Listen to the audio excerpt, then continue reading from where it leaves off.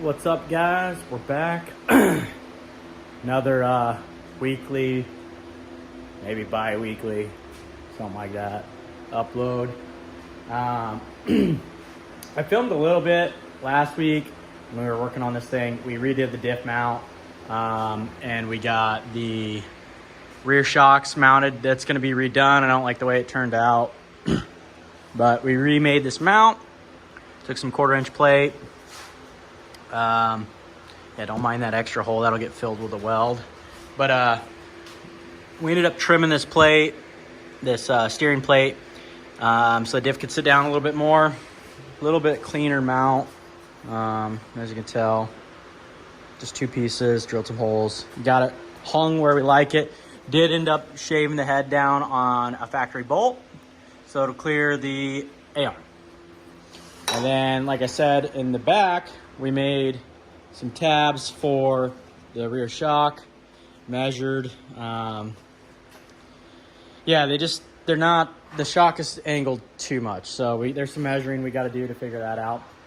But I feel like today, what's left of today, it's already 6 p.m. And tomorrow there's gonna be some decent progress to be had on this thing. So I'm gonna document as much as I can. First things first, I got to clean this garage up a little bit so that we can function. I did end up buying another pipe notcher. I got the Harbor Freight one, so we can run that in the drill press, give that a go. I have a goat notcher, but I think it's deadly and it kills drills, so we've been using that, but we're going to try this one that goes in the drill press. I've seen a couple other YouTube channels use it. It looks like it's pretty easy, so we're going to start there. Also, I did get a clip of, if you haven't noticed, we got different stands. When we were making that diff mount, this thing fell off the Harbor Freight ones. They are not good, guys. They say they're rated for 600 pounds. False. So I'll show you the time lapse. It's kind of funny. You have to look real hard for it, but the back of the machine fell on the ground. So I got it on video.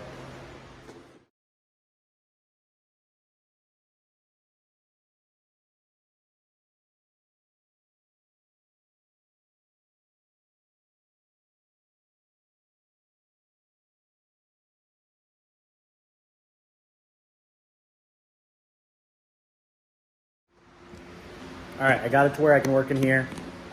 First step is going to be making a dash bar for this thing. So I ended up picking up a complete column, I guess you'd call it, with a sparkle wheel. If anyone wants that, it's for sale. In that box is a lower steering shaft from Power Sports Nation. And this one has the upper. I have a mock-up EPS unit along with the bracket, the mount. So what we need to do, we really need to get the shocks, the front shocks in this thing. Well, in order to do so, we gotta have a dash bar that goes from here to the other side to where 2 tubes can shoot back to that dash bar, and then the shock will mount here, run up through this, and there'll be a tab to each one of those bars on each side so we can mount our shocks. I just don't know yet where I want this dash bar, if I want to double notch it and put it right in this joint here. I mean, that would be the most aesthetically pleasing, I feel like, but I also don't know how far you want your dash bar, you know, if you want it about where the strap is or even further down yet on that tube. I'm not sure. I could always bend another tube, a smaller tube, for to like kick the dash out closer to me. I'm just not sure. So, but I mean, I think I'm gonna measure, I might measure it long and place it down lower on this bend here so that I can see how I like it, and then I can shorten it because these bars kind of kink in a tiny bit, especially where the A-pillar connects, and I can double notch it if I need to put it up in there. So I'm gonna get that measured, cut the length, and we'll start making notches to make it fit these bars here, and we'll see how we like it. All right, so that measurement between those bars was 35 1/4. So I'm gonna take this piece of tube, something on the screen. I'm gonna take this tube, measure it to probably, I'll go almost 38 just to be safe, because if you figure this is 1 3/4, I need the inside of the notch to be from inside of notch to inside of notch 35 1/4. You figure this takes at least 1 inch to get the proper cope on it, so we'll add 1 inch. We'll just go, like I said, to 38, measure this out to 38, cut it, notch one in, measure 35 1/2, figure out where the edge of that Hole saw is going to be, notch it, and see how well it fits.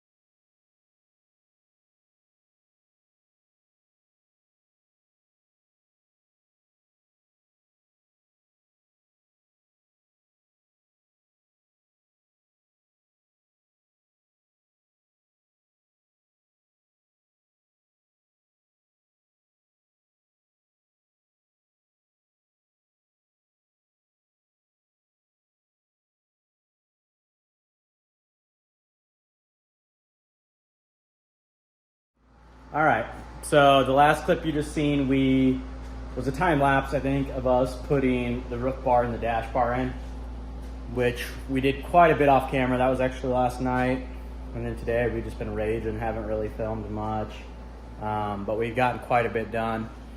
Mind you, that roof bar we made in that clip, that time lapse, will probably be getting changed. But yeah, we just kind of shut the camera off and just went to work. There was a lot of figuring stuff out, a lot of just repetition. I mean, we made the same brackets twice. You know, we made this front bumper bar. It took us like 3 hours to make this front bumper bar. But anyways, here's where we're at. So we got this bar in, and then we got these 2 shock bars running back to this dash bar. I like the way that came out. I think it looks really slick. Aggressive, you know, little point on the front there. Pretty difficult. I mean, just to get it centered, we ended up taking a piece of flat stock and welding it straight up so that we could split our difference, get it centered, make sure it was symmetrical, you know, both sides were the same. So, and then we also bent these just now and got the steering EPS unit in and the column. So we got that where we want it, how we like it. Not sure on the seat placement. Obviously the seat might come a little bit more forward. The tilt works great. Tilts the wheel up and out of the way. It's gonna have a quick release steering wheel on it. That was pretty simple. This is a plate you can get from Razor Sharp. And then we just cut another piece of 3/16 to brace it to the frame there. Everything's just tacked. Don't mind that giant notch over there. The gap didn't notch that well, but we're not pros, so. But pretty simple. This plate just bolts to the EPS unit, and then you clock it to where these U-joints aren't binding, which they are money. It goes full lock to full lock. It's not rubbing anywhere, not up in here. The U-joints aren't binding. That's not the permanent bolt there. You can see it's too long, but it turns really nice. And like I said, the wheel tilts out of the way a decent amount. So that worked out. That's in. We needed to get these bars knocked out like ASAP so we could figure out our shock tabs. So you're supposed to have them 13 and like 3/8 apart, center bolt. So that's what that plate is. It's measured for that. So the tabs are going to hang off of these bars, this one and that one. We'll just do 2 tabs that are gusseted to support those shocks. We did measure axle droop. Right now the machine is at full droop.